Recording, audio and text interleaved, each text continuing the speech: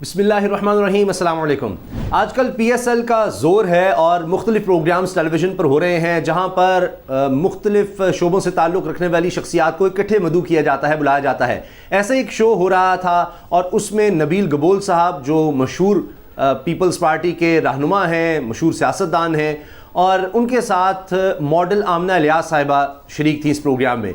वहाँ पर उन्होंने प्रपोज़ करने की बात की, यानी आमना इलियास साहिबा के हवाले से भी कर दी और साथ ही रेहाम खान साहिबा को प्रपोज़ करने का इंकशाफ भी है, उसमें वीडियो भी वो दिखाई गई और साथ वजाहत भी उन्होंने की कि उन्होंने किस हवाले से प्रपोज़ किया था, क्या ये सारा मामला था। और उसके बाद फिर इमरान खान साहब से शादी की बात के बारे में भी उन्होंने बताया कि जी इमरान खान कुछ नाराज़ हुए, उन्होंने मुझसे फ़ोन पर बात की, वो कह रहे जी वो मेरे दोस्त हैं। और ये सारा हुआ, ये मामला सारा ये हुआ कि शहजाद इकबाल साहब एक शो करते हैं टीवी पर आजकल PSL के हवाले से, जिस तरह मैंने अर्ज़ किया, तो उसमें आमना इलियास साहिबा और नबील गबोल साहब ये दोनों इन्वाइटेड थे। अब होता यह है कि अचानक इसमें शहजाद इकबाल बात शुरू करते हैं। अच्छा, मैं आपको दिखाता भी हूँ, कोशिश करता हूँ, सुनवाता भी हूँ कि हुआ क्या है। तो शहजाद इकबाल साहब इस सेगमेंट में आते हैं, कहते हैं जी शुरू में ज़ूमानी बात हुई थी तो वो थोड़ी, अब बात अगर कर लें तो आपने जिस तरह से की, तो वो फिर नबील गबोल साहब कहते हैं अब आपने छेड़ ही दी है तो वो रेहाम खान को प्रपोज़ करने का मामला मैं बता देता हूँ। उन्होंने कहा जी हमारे पास क्लिप मौजूद है। तो अब वो सारा क्या कह रहे हैं ज़रा सुनिए और फिर मैं आपको वो हिस्सा दिखाऊँगा भी जहाँ वो रेहाम खान साहिबा को प्रपोज़ करते हैं और टीवी पर बाकायदा, और दोनों फिर बहुत मुस्कुराते हैं। और उसके बाद फिर ये आमना इलियास को किस तरह से वो प्रपोजल की बात करते हैं। मैंने अगर आज कर दी तो इनकी खुशकिस्मती होगी, आमना इलियास की खुशकिस्मती होगी। अच्छा, वो कहते हैं वही ज़ूमानी बात जो शुरू में की थी, तो अगर आज आप वो कर देंगे तो वो आमना इलियास की खुशकिस्मती होगी। वो क्या मामला है तो सुनिए। लंबी कहानी है, नहीं लंबी कहानी, लेकिन वो मैंने मजाक में की थी। मुझे नहीं पता था कि हमारे भाई दोस्त जो आजकल बहुत बड़े ओहदे पे बैठे हैं वो माइंड कर लेंगे और वो जल्दी शादी कर लेंगे। और ये सब कुछ हुआ था। ये क्या आप होस्ट थे उस प्रोग्राम? जी मैं हुआ था, मैं दिखा रहा हूँ। अच्छा, अब वो देखिए, वो कह रहे हैं कि मुझे नहीं पता था, हमारे दोस्त यानी इमरान खान की तरफ इशारा है कि वो माइंड कर जाएंगे और फिर जल्दी शादी कर लेंगे। नबील गबोल साहब का कहना यह है कि उन्होंने जब ये प्रपोज़ किया रेहाम खान साहिबा को तो उसके बाद इमरान खान साहब कुछ नाराज़ हुए और फिर उन्होंने शादी कर ली रेहाम खान साहिबा से। मैं दिखा रहा हूँ हमने क्या किया था। हमने एक शो किया था, एक ईद शो था, ईद शो था, मुझसे बुलवा ले, दिखाओ। उसमें नबील गबोल साहब ने प्रोग्राम में रेहाम खान को प्रपोज किया था। दिखाइए जरा। हम एक्चुअली पठानों का ये कि हम अपनी ब्लड लाइन ही में शादी करते हैं। यहाँ देखेंगे तो आप देख लें कि आप सोच लें फिर भी प्रपोजल है। तो आपने देखा, वो कहते हैं कि देख लें, आप सोच लें, फिर भी प्रपोजल है। यानी वो कहती है कि हम अपनी ब्लड लाइन में ही, हम पठान हैं तो ब्लड लाइन में ही शादी करते हैं। तो फिर नबील गबोल साहब कहते हैं आप सोच लें, देख लें, इस तरह की बात नबील गबोल करते हैं। नबील गबोल साहब की पेशगोइयाँ भी मशहूर हैं, अंदर की बातें भी इनके पास होती हैं। तो अब इन्होंने ये बात की, यानी फिर शहजाद इकबाल इसको क्लियर करते हैं कि ये इमरान खान साहब से रेहाम खान की शादी से कुछ अर्सा पहले की बात है। ये प्रोग्राम ईद शो था जिसमें इनवाइट किया हुआ था नबील गबोल साहब को, और उसमें उन्होंने रेहाम खान साहबा को प्रपोज़ किया और कहा कि आप सोच लें। तो बहरहाल ये प्रपोज़ल आपके पास है। तो फिर शहजाद इकबाल साहब इसके बाद कहते हैं कि जी ये शादी फिर चल तो नहीं सकी ज़्यादा अरसा। इसके बाद इमरान खान साहब से उनकी शादी हुई थी जो नहीं चली, लेकिन आप कह रहे हैं कि आपका दोस्त नाराज हो गया था आपसे। हाँ, मुझे वो मैसेज उसका आया, मुझे बोला व्हाट आर यू डूइंग, मुझे आई डिडंट नो। तो ये देखें, वो कह रहे हैं कि जी मैंने फिर इमरान खान साहब का यानी मैसेज आया, वो नाराज़ हो गए। उन्होंने कहा व्हाट आर यू डूइंग, तो मैंने कहा कि जी आई डोंट नो, मतलब आई डिड नॉट नो, मुझे नहीं पता था कि कोई आप रेहाम खान से शादी करने वाले हैं, इस तरह की कोई बात। तो ये सारा सिलसिला चलता रहा। अच्छा, अब इसके बाद वो आ जाते हैं आमना इलियास की तरफ। ये भी एक दिलचस्प क्लिप है, तो वो आगे से फिर आमना इलियास को भी कह रहे हैं किस्मत चमकानी है, तो हो सकता है अगर मैं इनको प्रपोज करूं तो कोई और इनको जो है प्रपोज करके उड़ा के ले जाए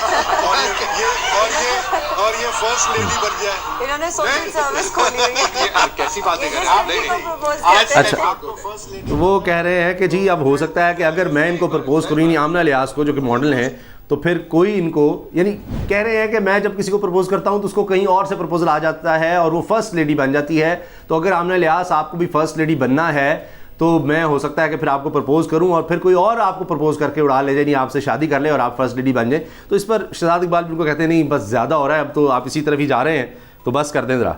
लेकिन फिर वो आगे से उसकी वजाहत करते हैं मज़ीद कि भाई मुझे पता है कि वज़ीर आज़म कौन बनने वाला है। बड़े वादे पे जाना है आपको।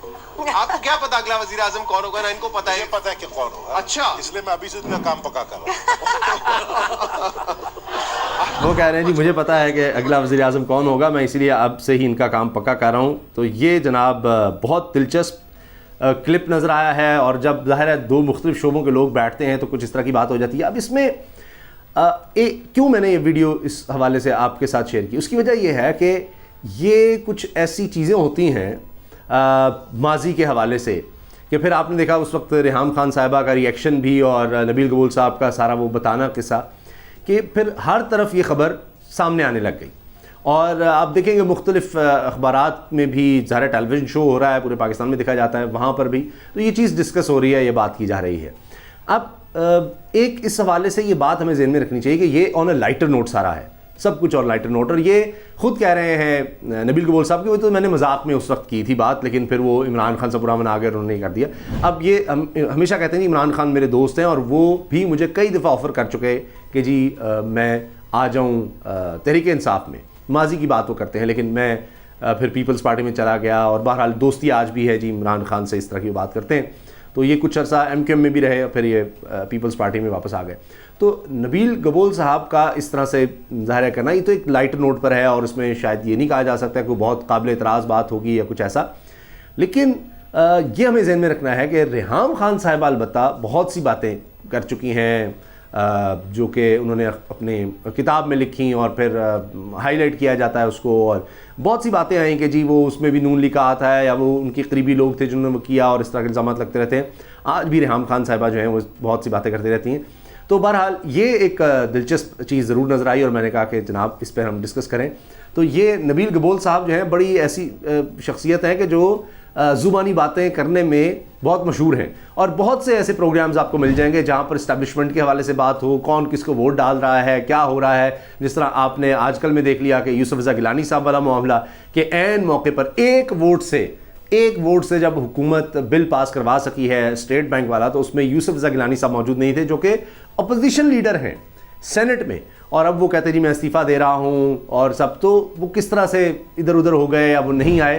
तो अगर आप नबील कबूल साहब से पूछेंगे तो आपको बहुत दिलचस्प सारी कहानी सुना देंगे, बड़े दिलचस्प तरीके से बता देंगे, बिल्कुल उसी तरह से जिस तरह से डॉक्टर आमिर लियाकत साहब ने कहा था कि भाई हम आए नहीं, हम लाए गए हैं, और वही लाए हैं जो लाया करते हैं, वो इस तरह की बात। तो इसी तरह ज़ुबानी बातों में नबील कबूल साहब भी जनाब बड़े मशहूर हैं, और इसीलिए देखें आपने शहजाद इकबाल ने उनको बुलाया, और फिर माजी का भी चलाया पूरा क्लिप, और वो उसके लिए तैयार थे, और सारी बात उन्होंने ऑन भी की, और सारा उसका किस्सा दोहराया और सारी वजाहत भी की। तो ये अब इसीलिए आप देखें कि PSL में जब बुलाया जा रहा था मुख्तलिफ मेहमानों को, ये बता रहे होते कौन जीतेगा, उसमें इल्म नजूम वाले और दीगर सब सितारों का हाल वाले भी बुलाए होते हैं। तो ये लोग भी जब साथ आते हैं तो बहुत से माजी किस्से और हाल में दिलचस्प सूरत हाल पैदा हो जाती है कि फिर वो हर तरफ डिस्कस हो रही होती है, मुख्तलिफ चैनल्स पर, सब अखबारात में, वेबसाइट्स पर। तो ये बड़ी बहुत ज़्यादा इस वक्त मैं देख रहा था कि हर तरफ है। तो फिर जब उनकी वजाहत आई कि जी रेहाम खान को प्रपोज़ करने का किस्सा क्या था, क्या चक्कर था, तो वजाहत के हवाले से भी ये चीज़ ऐसे सामने आई कि भी इसको देखना चाहिए। ये एक दिलचस्प क्लिप है जो पता नहीं कितने प्रोग्राम्स में कब तक चलाया जाता रहेगा। अल्लाह हाफ़िज़।